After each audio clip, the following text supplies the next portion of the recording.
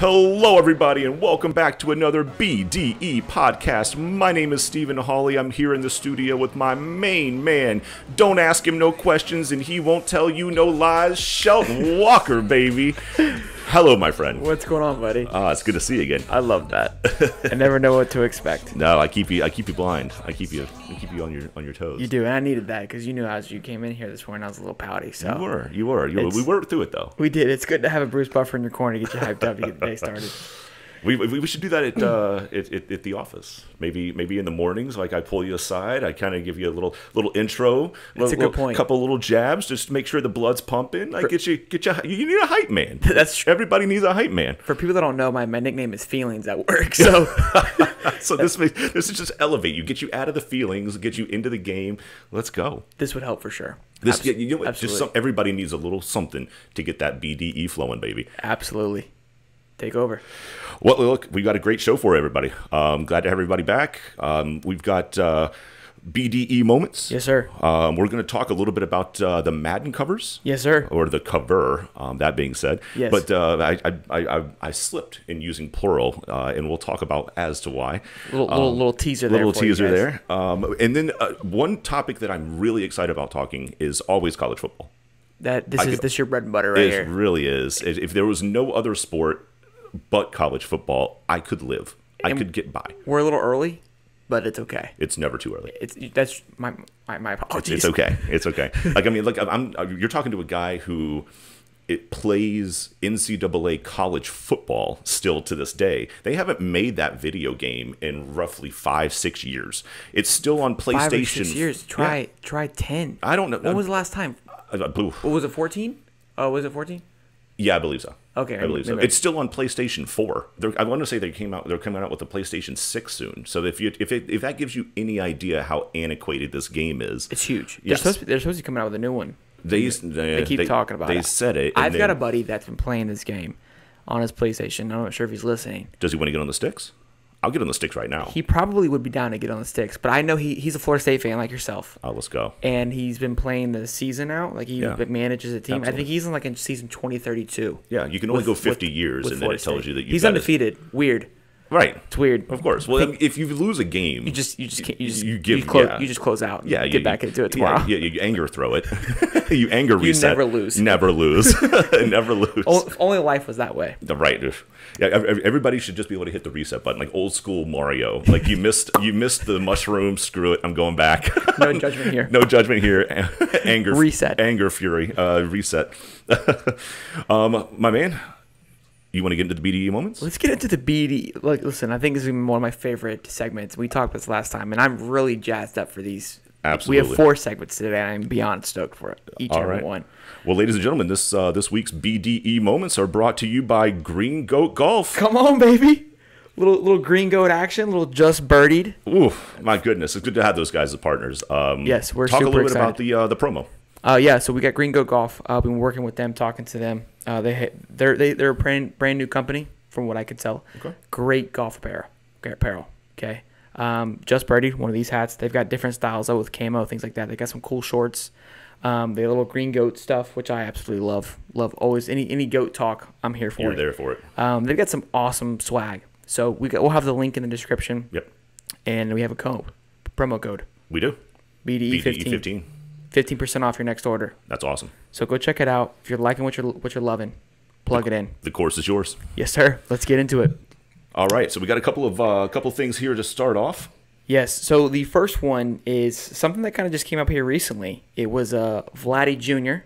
Okay, we're familiar with this guy. Plays for the Blue Jays. And Vladdy Sr. Maybe not for you young bucks, but I'm familiar. Okay. But Vlad Jr. is just an absolute tank. He gets it, honestly. The genes are there. Yeah, guy's a beast. Well, speaking of beast and B.D.E., he decided to lift a grown man. There was a scuffle that happened during the Blue Jays and Orioles game. Okay. A grown man named by Freddie Galvis. Not quite sure who that is. Doesn't really matter. He doesn't have the name recognition that the Vlad does. Yes. Yeah. Benches cleared. Got into a tuffle. I don't know why he chose this guy. Not quite sure what happened. Don't know the backstory. Doesn't really matter. All I know is here's what happened, and I loved every minute of it. B.D.E. was flowing here. Yes. Here we go. Let me rewind that. It happens pretty quick. He just picked up this grown man like a toddler. It just, look at him. It just pushes him to the side. You've had enough, sir. You've had enough here. Thank you. Look, to pick up a grown man like that and just carry him off the field is, one, embarrassing.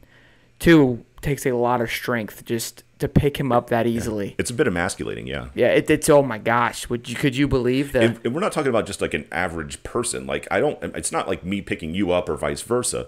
This guy's a professional athlete that he's picking up. Like, you're not just you're not just putting some kid up the street in a headlock. It's a grown man. It's a grown athlete you're picking up. You're just carrying across the field here. That's impressive. That's you know what was flowing? B.D.E. B.D.E. Big time. He didn't even question it. That's B.D.E. number 4. We're gonna roll right into B.D.E. number 5. Now, I'll take this one over here. 5. We're going the wrong way. You gotta go. We're going 4, 3, 2, 1, baby. All right, this is number 3. So I was pretty jazzed about this. Again, I'll take this from here, Holly. I know this isn't your forte. It's not, but I'm pumped about it. I'm happy for these guys. Yes. I did watch a little bit of this, and look, they deserve a moment. So the Bucks took down the three-headed monster, the Brooklyn Nets, and I loved every second of it because not even getting into basketball, but this whole power team. I'm a Miami fan, so I was part of that power team with LeBron. So I'm not hating on the power team, more so hating on the players. I think Harden's a bum. Okay, I think Kevin Durant's a great player. I think he gets a lot of recognition when I'm not quite sure he's at that stage yet of goatness. Guy's a freak. Not taking anything been around away for from a long time. He's been great for a long time. And Kyrie, I loved Kyrie, but Kyrie has been a bum lately. He has. That's been an ongoing, like, multiple year bumness. I can't stand it. And anyways, we're getting off the B.D.E. top track here. They got beat last night in Game 7 in Brooklyn by the Milwaukee Bucks. Milwaukee. They've got Giannis, which I get, but then after that, we've got Brook Lopez and Chris Middleton. Who? My point exactly. And you took down the Brooklyn Nets with James Harden. Yeah. Kevin Durant. Kyrie was hurt. Well, still. Doesn't matter. You took down the three-headed monster. And this was the reaction in Milwaukee. So this was B.D.E. from a city standpoint versus an actual team. Like, this is awesome, right? I love this. Let's go.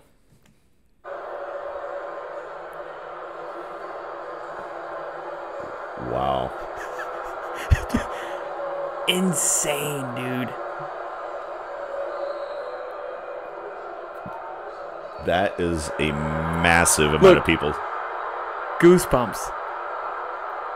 I guess COVID is not there. They must have done a check in that vicinity. But my goodness. Look, this is a good 35-second clip of them just going absolutely mayhem. I love it. Absolutely. And they are. They really, I mean, look, they've been locked up in the house for so long that this is the first social interaction they've had. And that's a great way to get it kicked off. Let it all go. B.D.E. at its finest. That's awesome. I'm super happy for Milwaukee, the city of Milwaukee. They have not been a team that has seen a lot of success in basketball history. In anything. Right. Well, I mean, what else? Well, they have the Brewers. Again, maybe had a couple of good years here and there as a baseball team. They do have the Packers as a state, but Milwaukee itself has not been historically a sports team. Nope. Right. And so to see them get that cool level of success, right? It's cool to watch. I love it. I think they're going to get beat in the next round, but it's pretty cool. I don't know, though. I don't know. Maybe not. If it goes Atlanta, I think they could beat Atlanta. I think, honestly, this might be their year. Taking down that monster. That's confidence right there. That's huge. B.D.E. swag all day. Yeah, it's huge. You're walking in the club like making With a trail. 9-incher. Yes, you are. Speaking of really quick, I got a lot of flack this past week. Oh, apparently 9 inches isn't very big. This was the crap that I was getting. Yeah. My entire life has just gone to pieces in this 60-second segment that we're doing right now. Apparently 9 inches is nothing. This was the crap that I got. I've been hearing it all week. It's like, oh, you think 9 inches is big? Whatever. It was all fun and games. We set ourselves up for that. It's big, guys. Okay, guys, let me look. Look. Okay. It's the fact of the matter is you got B.D.E.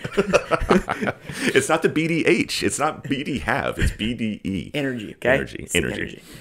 I do want to talk a little bit about our second topic, coming up to number 2 in the B.D.E. moments. Yeah, Steven. I'm going to mispronounce his name because it's so unique. is a national treasure, and that he is. This was by far there's a couple great interviews. There's one of an LSU player back in the day, hit some dingers. You may have not seen it, but this interview right here is absolutely phenomenal. Just the pureness in this man's heart. That's a good way to put it. I think it's just true. This is another version of B.D.E. Let me explain. Let me digress here for a minute. So we kind of talked about it last time when we show it. It's a very, right? Like a flex moment. Moment, right? Like we're screaming, we're cheering, right? We're carrying a grown man off the field, right? But it doesn't always have to be that. People don't need to realize sometimes B.D.E. is just being so confident in yourself, yes, that you just say what comes to your mind. Mother of God. And that was a good roll too. I mean, I interrupted your. It's okay. Your shindig. You just say what comes to your mind, and you just let it flow. That's it. You're not being aggressive. You're not being overly over the top with it. You're just saying what's coming to your mind, what's coming to your heart. It's just, and that's what this is right here. I can't wait. And I freaking love it. I've watched this with you a few times. I've watched this off the cast a few times with some other folks, and you just can't get enough of it because, again, going back to the B.D.E., you could just feel it in this guy, and it's pure. It is pure. That's the biggest thing here. Yes, let's go. You walk into a stadium, 8,000 people, they all want you to lose. But as long as you got your 26 guys ready to kick butt, you're going to be all right. Sorry I sweared. I shouldn't have No, sweared. you're good, man. Let's go back to And the that hair's last amazing, inning, too. ninth It inning. all What are goes the together. emotions like entering that inning? I'm sorry, I swear. Well, emotions are go in, win. I heard a fan offer free Dippin' Dots if I blew it, which the price of Dippin' Dots with inflation is just unreal. So for a brief moment, I was like, damn, Dippin' Dots sound good. But also, I thought in the back of my head, we win today, we win tomorrow, or tonight. We're going to be here another day. That's more per diem. So that means I can buy my own Dippin' Dots and be a winner. So it's like, all just ran through his head in a matter of I'm seconds. I'm going to attack. Does anything make you nervous? Caves, Caves. Okay. mainly. Even the announcers can't keep it together. Lost it. I don't see any I don't see any out caves here. out here in the baseball field. We're in the south, but it's not the desert. That's where I find most caves are probably at. I think I'm a cool guy. My dogs think I'm awesome. That's all you need My in life right teammates there. like me. And my friends like me, so I'm going to attack. I'm going to win. It's simple. Just owning it. Dude, Owning it. I absolutely love this interview. It's pure. It's, again, back to what we said. It's pureness at its finest. There's nothing rehearsed about that. There's nothing just contrived. That is this guy going out there, having a great time playing a game. And look, announcers are doing their job. The people interviewing are doing their job. But they make sports very serious. Very at much, times. yeah. And look, that's their job. That's what they're supposed to do. And to have somebody in this scenario in the College World Series who's just going out there and taking these questions that are designed to Make be you answer a serious question. right, And and just he's breaking just the talking about Dippin' Dots. The inflation on Dippin' Dots, I considered it, but then I was like, look, if I'm here another day, that's more per diem. I can buy my own Dippin' Dots. It seems like a joke, but like reality, that crossed his mind because he's a simple man. Yeah. He loves what's in front of him. His dogs love His him. dogs, his friends. He likes Dippin' Dots. Only thing he's afraid of is caves. Caves. This isn't pressure. There's no caves on this baseball field. I'm good. I'm playing baseball. I love it. I love every minute of it. That's great. But it's not our number one. It's not. Okay. It's not. And our number one is a great number one. It's a phenomenal number one. It's so phenomenal that I reached out to this guy to get him on the podcast. I love it. He's beyond us now. Okay, he's clearly has peaked, and we missed the boat to get our claws into this guy. Yeah, this guy's a beast. We're already here. Sorry, guys. Anyways, I love who the person who published this. His name is Headass. it fits. If you don't know about this already, what are you doing? What rock are you living under? But what happened here is there was a Suns and Denver game. I think they're in Suns, or I don't know where they're at. I don't know. I think they're in Suns Stadium. The Denver guy pours beer on the Suns guy. They talk a little smack. Denver guy tries to act like he's gonna walk away, turns back, starts swinging on the Suns guy. Suns guy's not having any, which then proceeds the. But before we start the clip, can I also point out that the majority of the B.D.E. moments, the haircuts on these individuals are very similar. I never recognized it until just now that our last guy from Virginia, rocking the curly mullet, he's got the long hair, beard, yeah. And then look, let those golden locks. Are we flow. trendy here? I don't know what we're doing. We had a whole segment about the Ohio State quarterback. Yeah, it's a thing, guys. Mullets make everything better. It's apparently. It is what it is. Look, I don't know if they have a barber shop up the street, but I think as I head out of B.D.E. headquarters here, I might need to make an executive decision on this nugget. You have to make some big decisions here. Okay, don't tell the wife. Just show up. Just show up. Let's go. Here we go. Don't shot. Ready? The best part's yet to come. Yep, one more shot for the road. Oh. Just to remind the guy he hadn't forgotten about him. Ready? Hey.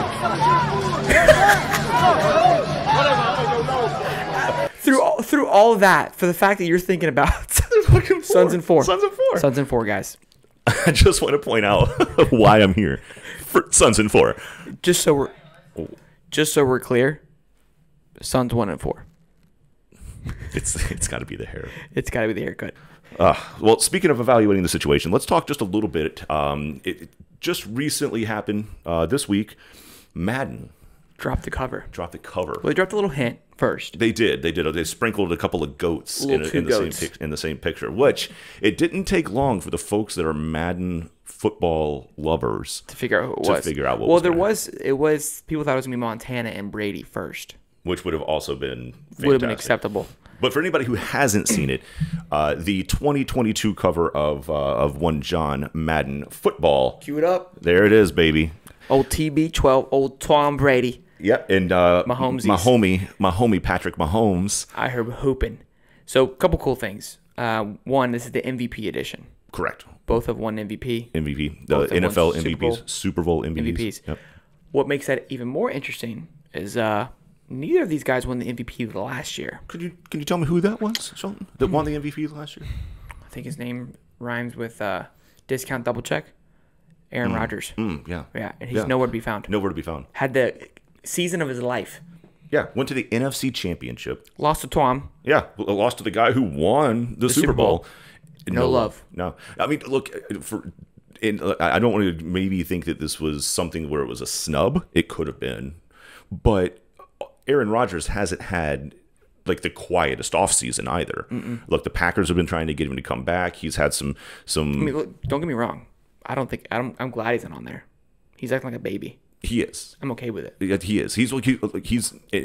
I've got a fantasy football league that's a keeper league. Okay. Right. So you get to every year you add somebody to your roster, right? He's been on my roster in this fantasy football league for going on 5-6 years. He didn't ask to be traded or anything? Or? No. Well, I mean, we win a lot, so he's happy where he is. Okay. But he's apparently great not. receivers on your team, apparently. Yeah, apparently. Okay. But that being said, he's always been there, and so I've always watched him. He's always been kind of a focal point for me for that reason specifically. You got him, yeah. Yeah, and I don't even really have a defense for him, and I want to because I've got a little bit of a vested interest in, just his career, and I've been watching it so closely. He's got nothing. Nothing. He's got nothing. He's basically asking for the world and plus some. The Packers are willing to give it to him. And then he's still like, I don't. Yeah, I'm not a huge fan. I think he's a great football player, but I don't know. He has his own agenda, and he can kind of do what he wants. So if you want to do that, that's your more power to you. But I don't know. Back to what's more important here, though, is this Madden cover, which we did some research prior to this. Correct. Two big things. One, this is the second time in history that there's been two people on the Madden cover. Two. First time was in 2010 with Troy Polamalu and Larry Fitz. Yep. After that Super Bowl, I wonder if because maybe that year there wasn't a dominant player, right? That it may have been why. This year we did have a dominant player, so I'm not quite sure. Didn't make it. The other theory, or not theory, the other thing is this is the first time that we've had repeat offenders. Yes, there's never been anybody who made the Madden cover twice. That we looked. Right. No, at least from what we could do. We looked. Maybe, research. Yeah, from 2000 on till now, there wasn't anything that we could find. No. Our other theory is hey, why two now? Right? Why two people? It's Madden 22.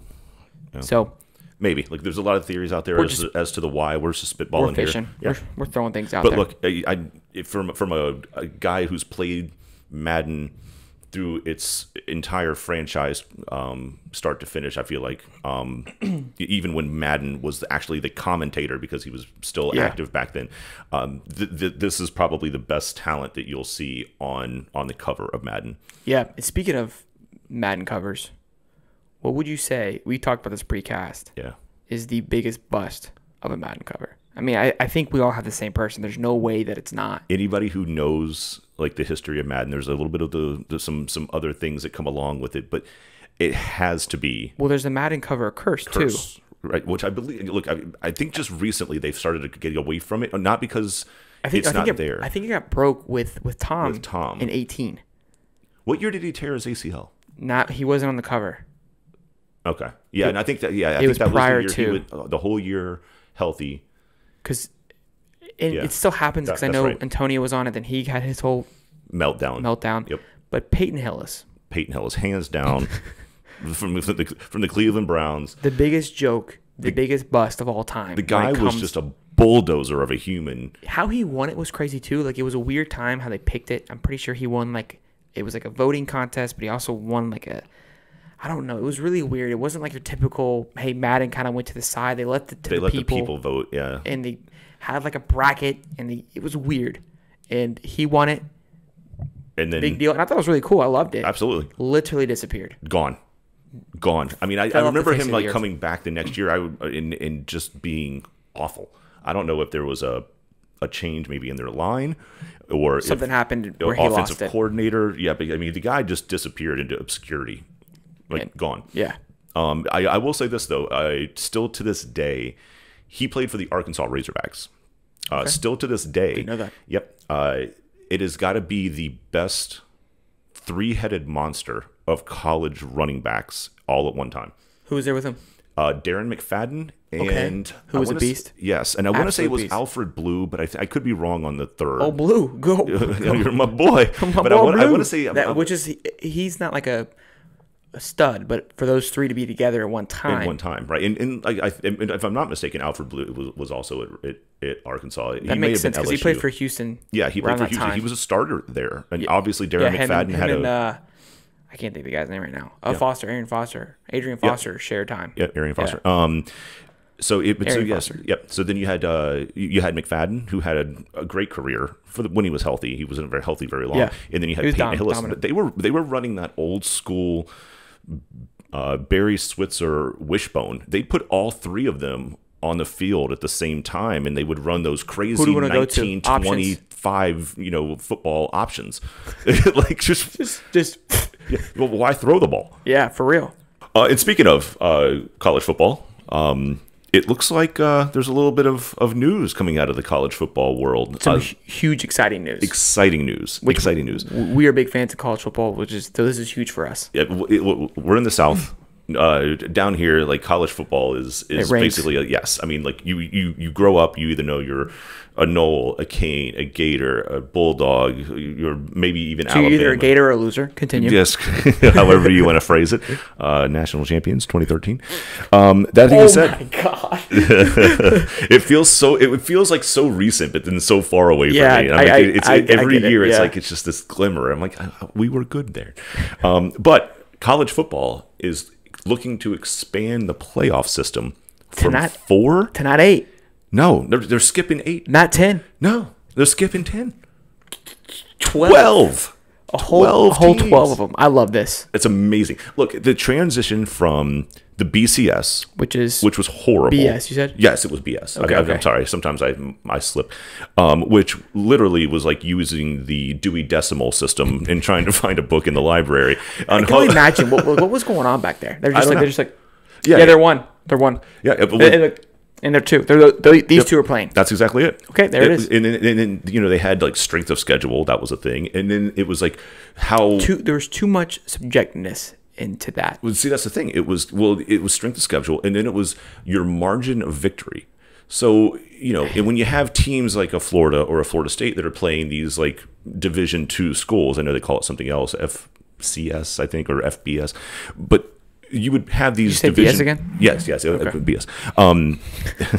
But you would have these teams come in, and then it rewarded you as a team to just skunk them. Play these crap teams, yeah. Well, not only that, but like run up the score. Yeah, to just score 60-0 because it takes away. That's a horrible thing for the sport. It ruined the game. Yes, and then we moved to the 4-team playoff, which was amazing, which has been awesome. But there still has been some issues of who should be 4. Yeah, because now we still have the same problem, right? So how do I pick, right? Like they haven't had that much of an issue. I feel like I don't feel like it's been that controversial. I think this past year was probably the biggest one because Ohio State got in with 4 games. Yes. Where they played like 2 games, I think. Yeah, exactly. Well, yes. I'm being dramatic, obviously. But it was a joke that they were able to get in with only playing 6 games. And they got to handpick the games they wanted to play. I'm not a fan of that at all. Fired about it. But that was also a very strange year. There were so many things that were everyone else off. played their games. Right. But I mean, like the Big Ten as a conference didn't even let them play. Yeah. So it's not like Ohio State said, well, we're going to play 6 games and we want to be considered in the top 4. Like Ohio State played the games they were allowed to play. No, they did. They right. I'm sure all those guys sitting in Columbus were like, you know what? We'll just take half the season off. Wait. We don't want to do this. I wouldn't be surprised, honestly. I wouldn't be surprised.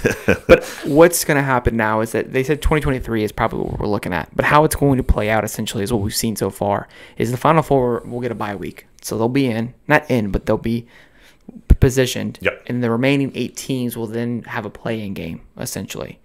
And those guys will play each other, and then the winner of those 4 games will then be moved into to play the first 4. Sure. Those first four games will then play, which will then create that initial Final Four. Correct, and it'll be seeded similar to the way that the NCAA is, where you have your 16 versus 1. Yep. So and then your top 6 division champions, they will have the first 6 spots, which I think is awesome. Look, I've talked about that for a long time, especially when college football was looking to move to the playoff system. You've got what you call the Power 5, the Power 5 conferences. Each one of those Pac-12, Big 10, ACC, SEC, and then the Big 12. Big 12. Okay. But they're required to have a championship game in order to be in the Power 5. So look, if you even just say, look, we want to expand the playoffs, the easiest way to do that is to say, if you are in the Power 5 conferences and you win your conference championship, you're automatically in. Those are auto bids. Yep. And just like they do with basketball and even here in town where, like UNF, they play a couple of other smaller schools. Sure. But if you win, I think it's the Atlantic Sun something. I don't know. The Flagler Sunbelt. That's right. Sunbelt Conference. Yeah. So, but if you win that, you're auto bid. You're in. Yeah. Right. So it's similar to that concept where if you can just get to your conference championship and win it in the Power 5, you're one of the top 5 teams and you're in. And what I love this as well because growing up for you, especially for Florida State when they won, when Florida won in 08 and 06, they had to be undefeated.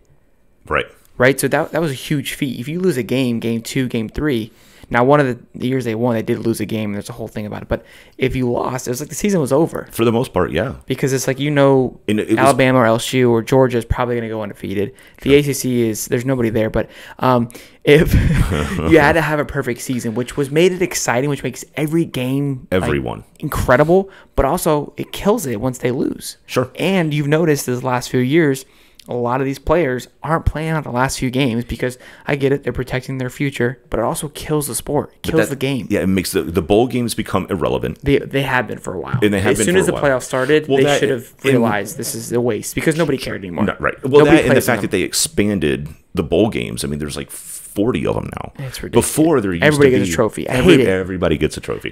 If you're a crappier team, I get where it kind of plays off for you to get money and for you to get recognition. Right. I get that. Let those guys have that. But like the Domino's Pizza Bowl I don't even know where Little Florida. Caesars. Yeah, like that's it. I mean, but there's some. I would say like cut it off somewhere around like the Belk Bowl, the Toyota Gator Bowl, whatever. I don't mind having a few. Tax Slayer Bowl, whatever they call it. I don't mind having a few. Right. It creates it's a little bit of it gives you something to watch during the holidays. I like that. Right. You're tuning in.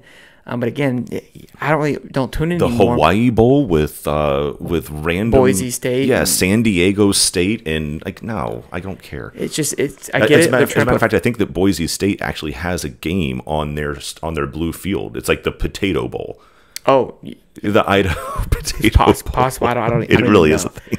But I'm excited for this. I tried to look it up to see, are they going to get rid of some games? I think that'll be a good idea. Get rid of some of those crap games that we were talking about. Right. It diminishes the value if you continue to have that. Yeah, Florida State and Florida always have a cupcake game. They have a high school team before we play one another. Yep. Get rid of that game. Yeah, I agree. It's not needed. The one thing I will say about the cupcake game is if it's at the beginning of the year, I'm okay with that. That's I'm their okay with that preseason. because they don't have a preseason. I'm not right. talking about that. I'm Right. talking about the games The way in the middle. late, Yes, like it's your a waste. second to last game You're of the year. trying to just, hey, and I get it. You've been beat up all year long, and I just have a bye week. Have a bye week and hype it. exactly. Or that's what I'm talking about. Because create more energy around, protect the players, create more energy around the playoffs, making the playoffs, make it more important. And again, it's going to make these 7 and 8 guys and these teams that are ranked 7th and 8th, they're going to be locked in. They're going to be focused. I think it's going to create a different energy for college football that we can't even fathom yet. And I'm excited that's what about I'm excited that. about. Yeah, because look, we've seen a massive uptick in the number of players that are foregoing the bowl altogether. I think it's going to be great. Yes, and I think it's going to be Which great. is fine for them, but I mean, like it really does kind of take some of the wind out of the sails of the bowl games as a whole. But look, if you're expanding your playoffs to 12 teams, those guys have an incentive because they have a fight, they have a shot. And I think you're going to be able to see more players than we're not seeing now. Guys that I think about right now is Leonard Fournette, right? Once they were out of it, he didn't play anymore. Will Fuller played for West Virginia, great quarterback. Once they were just going to a bowl game, he said, I'm done. And I don't think we got to see these guys perform in high pressure situations because of what is in front of us. And they did play in big games, but not in a playoff game. Not on that scenario. Right? Not in that same scale. And this will allow for these guys to, one, have more time on the field, which is important, I think, for these guys. Especially if you're coming back. Any rep you can get. Yeah, especially in a big scenario. moment, too. Yep. I think it shows that these guys come into the NFL and they don't have as much development. And I think a lot of it has to do with because they're taking that time off. And I get why they are. I'm not hating on them. No, they're protecting their needs. Yeah, they're protecting their career. You created this scenario why they have to. If they take that away, now we're going to see these guys balling out a lot longer. And I'm excited for it. Yeah, I'm excited about that. Look, I don't, unless it saturates, almost like what we're talking about with the bowl games, unless the 12-team playoffs saturates the playoffs the way that too many bowl games saturates. I don't. That's really the playoffs. only. Yeah, that's really the only thing I could see that could be a potential. The other thing that fallout that may cause an issue, which I don't think it will, but just to bring it up, is the upset possibility of a 12 seed upsetting a 1 seed. Right. Now that would be awesome. Sure. But at the same time, do we really want to see a East Coast Carolina versus Boise State in the national championship? Now, I don't think that'll ever happen. Right. But my point is like if we could. expand it now, Right. you've allowed for that possibility to happen. That would be kind of whoa. Now again, if they earned and they won, I get it, but I don't think that's going to happen. It's not like basketball where you can have an crazy upset. The better team's going to win here. Right. 90% of the time, the best team is going to. Yeah, because you're talking about a roster of, I want to say, 14, maybe 12 or 14 in college on the basketball side. Oh, total, yes. Versus an 85-man roster. There's a lot more variables on the college side. In a basketball, one guy can take. It's not going to be the same thing. So Right. I don't think it's going to be an issue. That's what makes March Madness exciting. Is those upsets that can happen. Absolutely. But you go into that expecting that. And again, even at the end of the day, the best teams still win. If you look at it, the 1 and 2 seeds are always there. The ones that we're talking about are the ones that really grab headlines, like these smaller schools that come out of nowhere that maybe get into the 16 or even like the 8 potentially. I think if they allow 12 though, I don't think these guys will even crack the 15. I don't think they give them the point because the point system is still in effect here. Yes. I don't think they're going to give them that many scores to have that be a factor. Now, if there's a 3 or 4 loss team and an undefeated East Carolina, that East Carolina team's gonna get in, and I'm okay with that. Yeah, but what we're going to see are more of the mid-tier Power 5 conferences with the every once in a blue moon you'll get somebody who sneaks in from one of the smaller conferences, but like more of like the North Carolinas, or if Tennessee has a good year but doesn't make the playoff or doesn't make the conference championship, you're going to see like quality teams. What's exciting too is we don't get to see the SEC versus the Pac-12 or the Big Ten that much, right? Which is always a big factor. Who's the best conference? Sure. And it's only typically, well, which Final Four are going to make it, right? And if your conference doesn't make it, then it's not even part of the conversation. Well, if there's 12, you gotta, they're all going to be going at it, right? You're going to have Florida versus Oklahoma in a playoff game. You're going to have FSU versus Ohio State. You're going to have Oregon versus Florida, right? Like these crazy games that we don't get to witness all the time. You know what's funny is because to that point, the one thing that college football did recently that I really love is that opening weekend. College football's opening weekend, they've typically had like some really good games. Like I want to say that Alabama played Oregon to open the season. Florida State played Michigan. Florida played Michigan. Yeah. Florida State played Bama 1 year. Yep. Which is awesome. It's always, and then the Labor Day night, that Monday night is always the crescendo. But it's created and you plan for it and it's prepared for. But these are just now you're just in a mix. It's raw. It's I'm gonna see who's best because you get to. Did you say raw dogging? It's gonna be raw dog. Okay. And now it's gonna be you because you have a whole year, 2 years to prepare for that game. Right, and you're gonna see the best of the best of those guys for that game. I agree. Come playoff time. No, it's I'm playing it as a week by week basis. Now you got injuries. Now you're playing. Now you're getting into the depth of your roster and who's really got like the best time, 85. Yeah. But it's going to be exciting. I can't wait. We'll keep keeping tabs on this to see how it goes for sure. But I think that's it for now. I think so. Man, my gosh, we've covered so many things. We've had great episode, amazing B.D.E moments. College football, my goodness, come back to me, baby. Back to me. We're almost there, buddy. We're almost there. So let's sign us off. Let's keep that B.D.E flowing. Keep it flowing, baby. And I'm Holly. Boogity boogity. Ow!